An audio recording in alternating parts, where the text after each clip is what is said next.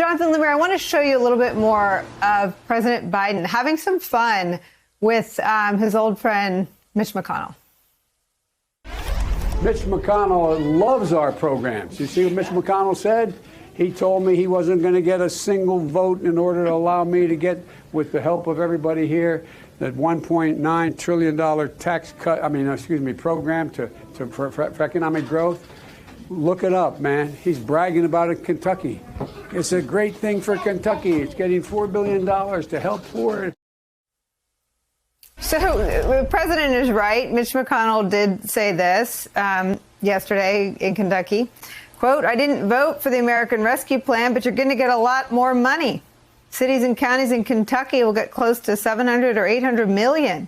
If you add up the total amount that will come into our state, $4 billion.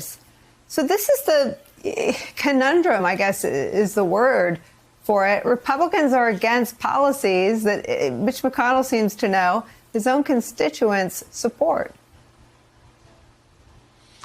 That's right, Nicole. And the president's trip to Illinois and some of these other visits he's made to Republican strongholds sort of highlight what has been the White House's message from the early days of this administration, that even though Republican lawmakers, for the most part, aren't supporting Biden's agenda, Republican voters are. And he's trying to take that message right to them, right to those voters, right to their backyard.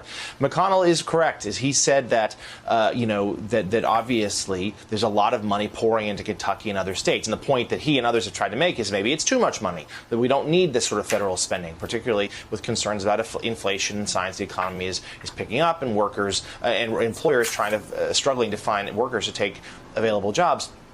But the Biden team, they love this messaging.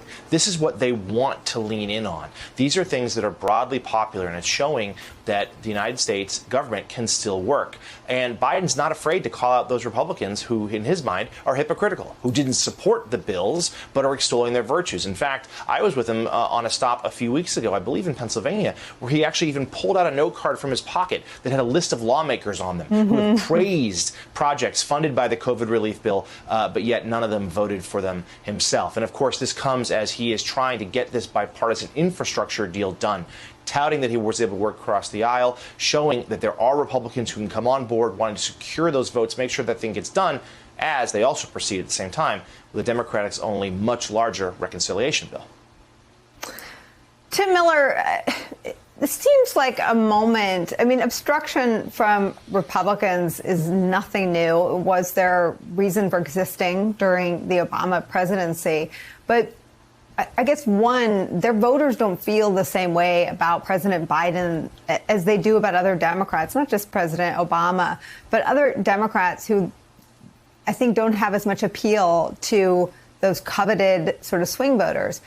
President Biden has them. He had them on Election Day, and he has even more of them behind his domestic agenda. What do you make of this sort of legislative nihilism?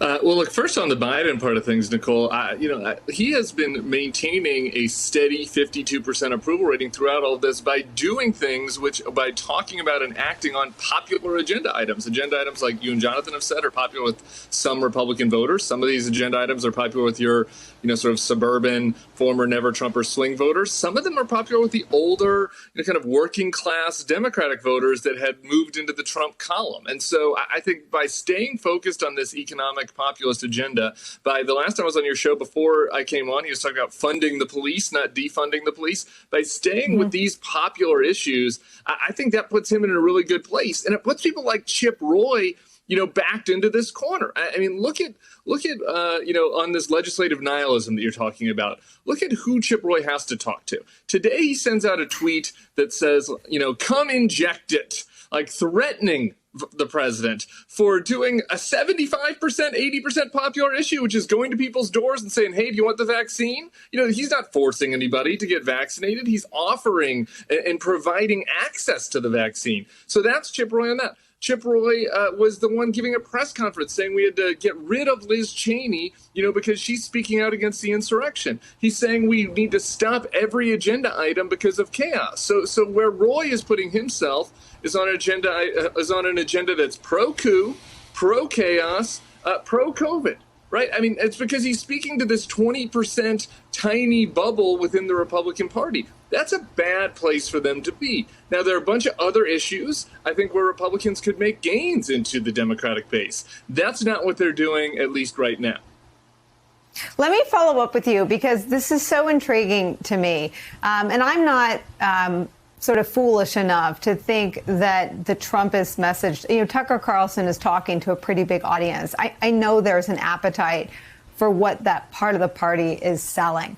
But I think you're hitting on something more salient and something that seems to tether the Biden administration and this White House to every public statement, every travel decision, every choice, that their choices are so careful about what they put sort of, and his approval rating is at about 52 to 62% in a variety of polls from the last sort of 5 to 6 weeks. The agenda items, the money for childcare, some of the pieces of the infrastructure plan when asked poll in the 60s and 70s. So the agenda is even more popular than a popular president. But what you're describing, I think, is the Republicans being boxed out. Of course, they will find an audience, and they'll always be able to get booked on Fox News today when they go and praise the disgraced, deplatformed ex-president's lunatic First Amendment suit against a company.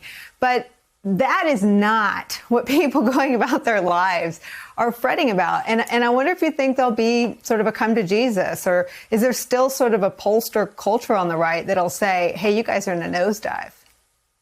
Yeah, look, we'll see come next summer, right? After we're through Republican primary season, whether this changes, whether it's too late. We're obviously a very far away from the midterms. And I think that there are areas where they have opportunities, right? I think they thought, for example, defund the police was an opportunity to gain into Biden. I think when you look at Biden's consistency in his messaging that you're talking about, a big part of that is what he's not talking about. Like, we don't even know what Biden's opinion is on a lot of, these culture war du jour, issues around, whatever cancellation people are mad about today, or whatever Hollywood movie offended people's sensibilities. Biden has stayed away from all of that, right? And those, I think, are areas where maybe some in the Democratic base are out of step with what the middle wants, right? And so I think that as long as Biden continues on this economic populist agenda, talking about these popular policy issues, and the Republicans are forced into this corner, where they're talking about things that are really popular among their Fox News audience, among people that show up to their events, but aren't adding to the pie at all, that is going to allow Biden to continue his what's worked for him politically all the way through, obviously, his victory last year.